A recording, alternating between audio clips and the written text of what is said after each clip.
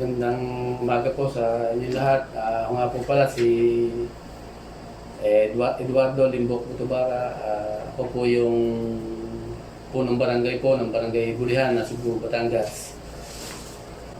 Bali dito po sa amin sa Barangay Bulihan, ang pangunahin pong ikinabubuhay ay pagsasaka, pag-aalaga po ng mga hayop,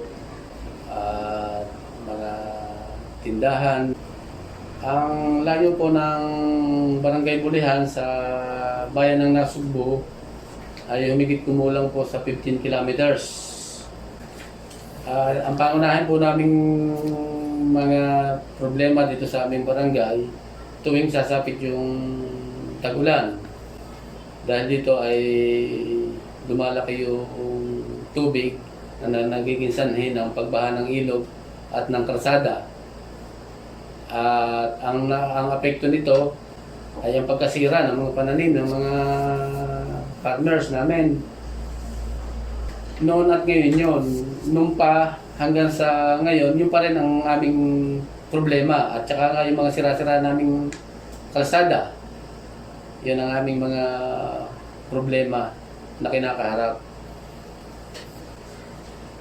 Sa aking pagkakaalam, matagal na nagtitiis sa kasulukuyang kondisyon ng barangay.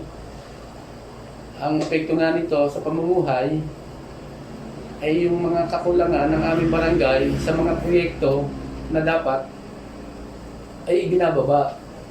Katulad ngayon, ang plano ng national government na mabigyan kami ng mga proyekto, yun ang matagal na naming pinagtitiis. Sa ngayon lamang nakikita yung wala sa aming barangay. Dahil sa pulsa mula, ang amin ang pinoproblema dito ay ang pag-to-market. Para na sa ganon, yung mga produkto ng aking mga kabarangay ay mas mabilis na i-dispatcha madala sa bayan. Sa layo ng bayan ng Nasugbu, sa Barangay Bulihan, kung ang ating kalsada ay masama, o pwede na mabulok na yung ating mga produkto bago pa marating ng bayan. At yung mga residente naman na yung emergency, baka bago rin makarating ng bayan ay kung hindi man malubana, ay baka abutin na ng pagkamatay sa daan. Kaya ang aming hiling ay mabigyan kami ng kaukulang proyekto. Pinaka-importante sa amin ay ang farm to market at saka po yung mga pailaw ng aming barangay para mahiwasan yung kaguluhan at para mapangalagaan lalo na mga kababaihan sa aming barangay.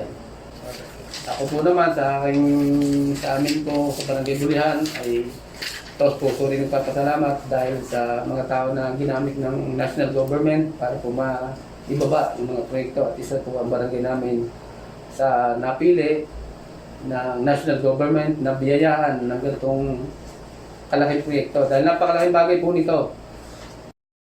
Sa tinagal-tagal na namin po tira dito, ayan po ang aming talaga minimiti na magkaroon po ng talagang magandang daanan.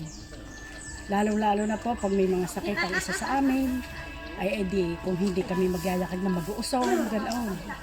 Kaya nagpapasalamat kami at ito yung isa sa napili na magawa na.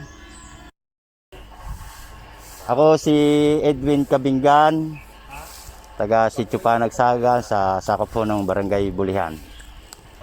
Opo, ang pamumuhay ho namin dito sir ay talagang salat na salat, lalo na ho pagdating ho natin sa karsada, sa ilaw. Pagkamulat ho namin ganyan na, kung ito ho'y magbabago ngayon ay marami hong salamat. Ang epekto ho nito sa amin ho sa ngayon, kung magagawa ho yan ay napakaganda ho, napakalaking tulong ho. Sa amin, sa susunod pa hong henerasyon, sa mga anak-anak namin, dahil ang amin ho maputik na, wala pa hong ilaw. Paglalabas ho napakahirap ho talaga. Ayun ho ay napakalaking tulong ho sa amin ng inyong proyektong yan.